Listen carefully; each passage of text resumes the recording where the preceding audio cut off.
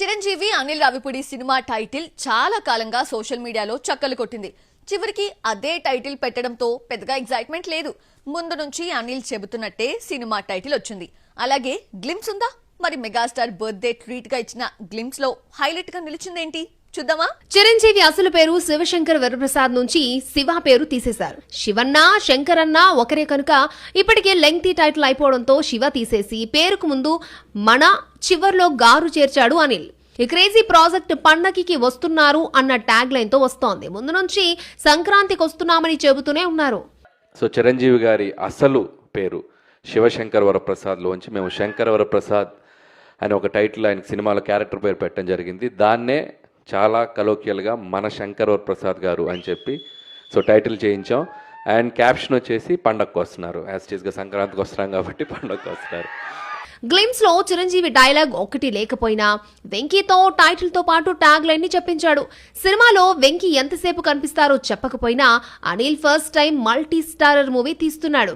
ఈ సందర్భంగా Chiranjeevi బాలయ్యతో multi starrer movie ఎప్పుడు అని అడగ్గా కథ కుదిరితే చేస్తానన్నాడు డైరెక్టర్. సో వెంకటేష్ గారు చాలా హ్యాపీగా వచ్చి మన కోసం మన శంకర్ వరప్రసాద్ గారు పండగకు వస్తున్నారని గ్లిమ్స్లో ఆయన వాయిస్ ఇచ్చారు.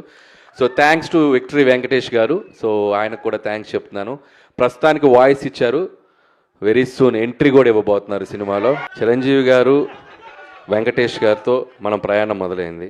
అండ్ బాలకృష్ణ గారి ఒక 50 years ఫంక్షన్లో కూడా చిరంజీవి గారే మైక్లో చెప్పారు, మేము ఇద్దరం కలిసి చేస్తే మేము రెడీగా ఉన్నామని. అలాంటి కథ సెట్ అవ్వాలి, ఎందుకంటే ఇద్దరు ఇటు చిరంజీవి గారిది ఒక కైండ్ ఆఫ్ ఇమేజ్ ఉన్న హీరో, బాలయ్య గారు ఒక కైండ్ ఆఫ్ ఇమేజ్, వీళ్ళిద్దరిని కలిపి చేయాలంటే అంత అద్భుతమైన కథ కుదరాలి.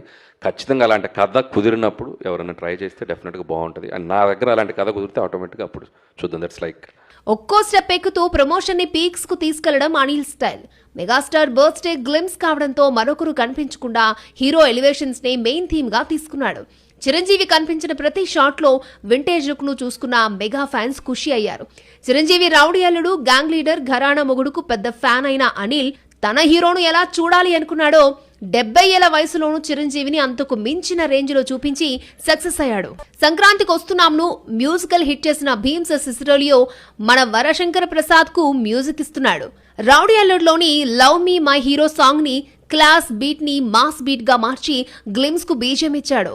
ఈ విషయాన్ని అనిల్ చెప్పి భీమ్స్ అదిరిపోయే ట్యూన్స్ ఇచ్చాడని చెప్పారు. ఇప్పుడు మనం మ్యూజిక్ చేయబోతుంది ఎవరికో తెలుసు కదా. పాట అంటే చిరంజీవి గారికి పడితే ఎలా ఉంటుంది, దాని రీచ్ ఎలా ఉంటుందో మనకు తెలుసు కదా. సో నువ్వేం చేస్తావో తెలియదని నేను భీమ్స్కి చెప్పాను.